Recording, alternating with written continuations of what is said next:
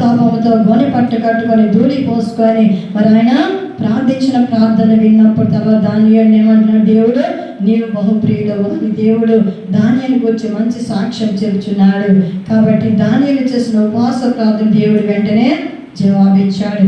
ఇక్కడ యోనా నినివే పట్టణ ప్రజలు చేసిన ప్రార్థన దేవుడు జవాబిచ్చాడు. దానియేలు చేసిన ప్రార్థన జవాబిచ్చాడు. ఎలా చేసి ఇద్దరు ఒకటిగా చేశారు.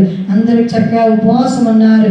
దేవుని సన్నిధిలో గోనె పట్టుకొని పశ్చాత్తాపంతో వారు ప్రార్థించిన ప్రార్థన దేవుడు విన్నాడు. మరి మన ప్రార్థన వినడంటే వింటాడు తప్పకుండా.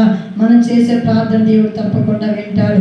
ఎప్పుడంటే దేవుని సన్నిధిలో మనము సంపూర్ణంగా రక్షణ పొందాలి, సంపూర్ణంగా దేవుని నమ్ముకోవాలి, సంపూర్ణంగా దేవుని సన్నిధిలో మనస్ఫూర్తిగా మనసు తెలిసి మనము ప్రార్థించినట్లయితే, పశ్చాత్తపడినట్లయితే తప్పకుండా మన ప్రార్థన దేవుడు వింటాడు, మన ప్రార్థన దేవుడు జవాబిస్తాడు. చూసారా, మరి దేవుడు మరి యెరూషలేము కోసము, యెరూషలేము ప్రజల కోసము దానియేలు ప్రార్థించినప్పుడు దేవుడు విన్న దేవుడు మన ప్రార్థన వింటాడు. కానీ మనం మనస్ఫూర్తిగా దేవుని ప్రార్థించాలి. లోకం వైపు మనం చూడకూడదు, లోక ఆశ్రమంలో ఏమి ఉండకూడదు.